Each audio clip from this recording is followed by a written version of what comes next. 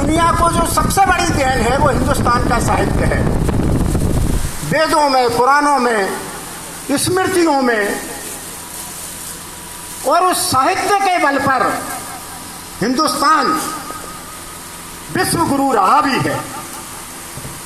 और हमने जो निर्दलीय का प्रकाशन आरंभ किया, इसी उद्देश्य को लेकर किया कि जिसको बिसरा रहे हैं लोग, उसको बिसरा ना पाए, उसे भुला ना पाए, उसे अनदेखा ना कर पाए, इसके लिए हमने निर्दलीय प्रकाशन आरंभ किया। इसके मूल में जैसा मैंने संकेत दिया कि मेरे पिता संत माधवानंद का यहाँ हमारे मुकेश महाराज ने प्रवचन दिया। एक त्यागी संत पुरुष थे, ग्रस्त रहते हुए संत तत्व को ग्रहण किया, कोई संपत्ति जीवन में नहीं बनाई। और मैंने उनकी प्रेरणा लेकर, और जब हमने ये निर्दलीय का आरंभ किया, उस समय जिस व्यक्ति का दौर था इस हिंदुस्तान के अंदर, जिसको मैं सर्वाधिक आदर करता था, उसका नाम जयप्रकाश नारायण। वो प्रकाश नहीं होता तो ये हिंदुस्तान आपातकाल के अंधेरे में ही डूबा रहता।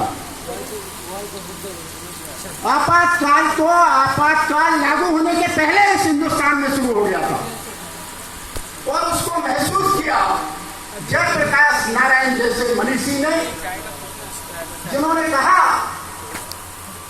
कि दुनिया में अगर लोकतंत्र को जिंदा रखना है, काठमांडू में जाकर कहते हैं, 1972 में जब इसी भोपाल में आए जयराम जी नामदेव साक्षी हैं, तो उनको यहाँ कोई सुनने वाला नहीं था। 1972 में जब जयप्रकाश नारायण जैसा व्यक्तित्व आता है, हम 5 सभाएं कराते हैं इसी भोपाल में, और इतने लोग भी इकट्ठा नहीं होते, क्योंकि लोग उनके व्यक्तित्व से परिचित नहीं थे।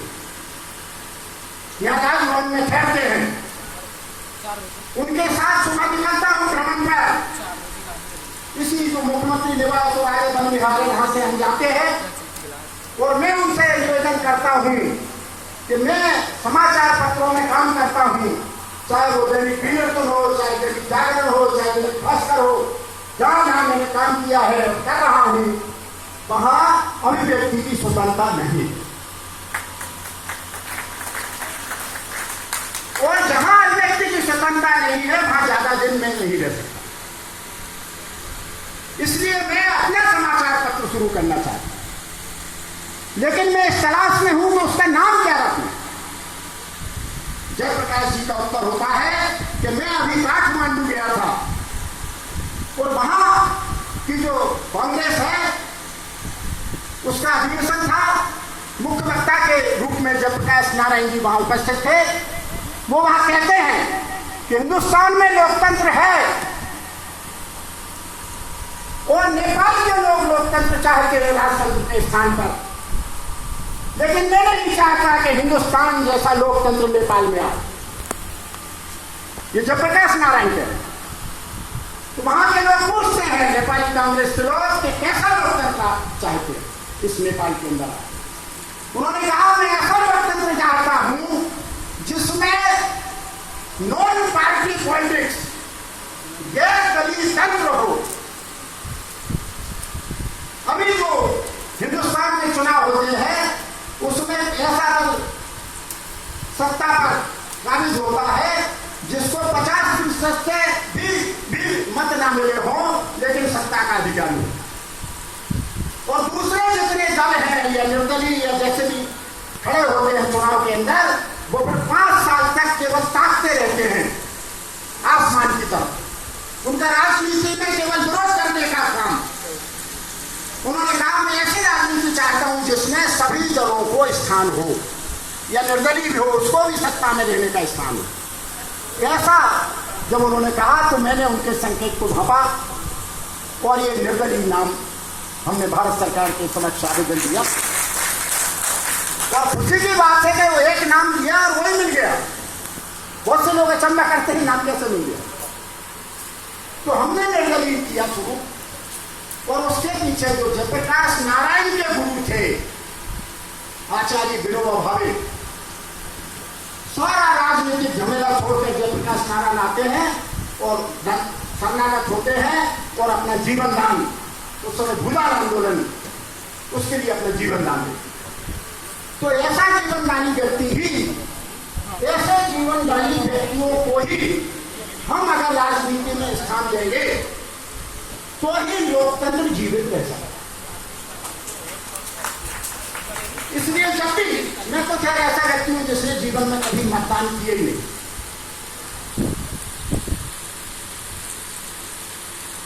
क्योंकि मैं जिससे संबंधित हूं आचार्य विनोबा भावे का मैंने नाम दिया, उन्होंने एक ही संस्था जीवन में बनाई और उसका नाम था आचार्य कुल। उस आचार्य कुल के अंदर उन्होंने कहा कि चाहे कोई शिक्षक हो, व्याख्याता हो, प्राध्यापक हो, प्राचार्य हो, ना भी हो, लेकिन शिक्षण का जो काम करता है, पत्रकार हो, चिकित्सक है, उनको उन्होंने आचार्य की संज्ञा दी और उन्होंने कहा कि आचार्य ही इस देश को चलाता, इस लोकतंत्र को, सत्ता में बैठे लोग नहीं, अगर वो आचार्यों से प्रेरित होकर, उनसे आशीर्वाद लेकर, उनसे ज्ञान प्राप्त कर, उनसे दिशा लेकर अगर लोकतंत्र को आगे बढ़ाएंगे तो ही लोकतंत्र चल सकता है। ये आचार्य कुल के आचार्य विनोबा भावे थे और उसके कितने सदस्य, लाखों के तादाद में उस समय सदस्य थे। तब मैं ये प्रतिज्ञा करते हैं कि हम कभी मतदान नहीं करें। मतदान का मतलब है कि किसी न किसी दल से जुड़ना, जिसको हम मत दे रहे हैं उससे जुड़ना। तो हम लोगों ने कभी मतदान जीवन में किया नहीं, लेकिन हम ये चाहते हैं, जैसा मैंने कहा, और जो नेताजी के उसूल हैं, जैसे एक तो बात कहूँगा, समाप्त करूँगा, उसमें हमारा जो उसूल है, न केवल हिंदुस्तान में, पूरी दुनिया के अंदर जाति का भेद, संप्रदाय का भेद, नस्ल का भेद, लिंग भेद, किसी भी तरह का भेद, केवल इंसान हो, उसकी पहचान जाति से ना हो, संप्रदाय से ना हो, धर्म से ना हो, किसी से हमारा धर्म है। तो ऐसा हिंदुस्तान और ऐसी दुनिया, इसलिए हम जब आचार्य विनोबा भावे आंध्र में पहुंचे और उस समय नक्सलवाद शुरू हुआ, तो उन्होंने उसका एक उपचार बताया कि जिनके पास ज्यादा है और जिनके पास कुछ नहीं है, उसके लिए वो कुछ संकल्प लेकर देते हैं, तो इस तरह का नक्सलवाद, आतंकवाद जिससे हम पीड़ित हैं, दुनिया पीड़ित है, उससे मुक्ति मिल सकती। इसीलिए हमने ये तय किया, हमारे पास 50 एकड़ जमीन मेरे भाई यहाँ आए हुए हैं, उसको दान कर देते हैं और हम संकल्प लेते हैं कि हम अपना 1 इंच जमीन में नहीं रखूंगा, उस 50 एकड़ को दान कर देते हैं। वहां विद्यालय बनता है, जैसा हमारे मुकेश महाराज अभी कह रहे थे, और बिना 1 इंच जमीन के हम आज, जो मैं स्वयं महसूस करता हूं व्यक्तिगत रूप से, कि मैं बहुत ही सुखी जीवन व्यतीत करता हूं। केवल धन से जीवन सुखी नहीं होता। हमने निर्दलीय से कभी 1 पैसा कमाने की कभी इच्छा नहीं रखी, न कोई ध्येय हमारा है।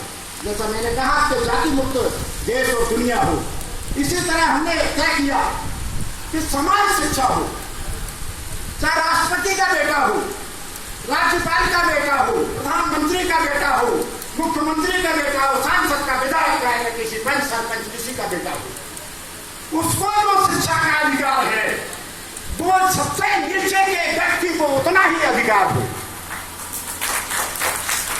ये हमारे निर्दलीय का उद्देश्य रहा। और इन दोषों पर आज सबका, चूंकि हमें इतना बल है, हमारी जिजीविका आप हैं, इसलिए मुझे पूरा विश्वास है कि आगे जो हम मनाएंगे, अपनी हीरक जयंती मनाएंगे, जो भी, उसमें मैं आपके आशीर्वाद से उपस्थित रहूंगा।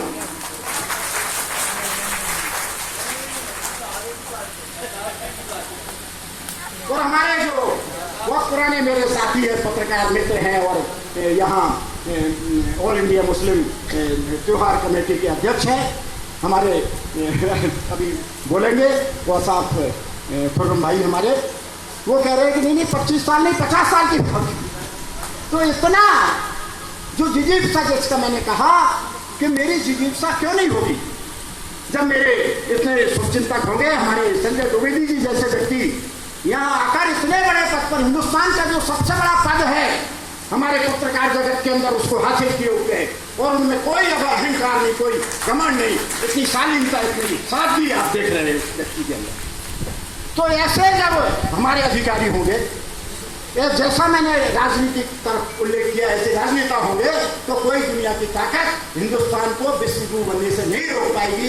एक बार फिर मैं आपके आशीर्वाद की कामना करता हुआ, आपके सहयोग की कामना करता हुआ अपना स्थान ग्रहण करता हूँ। धन्यवाद।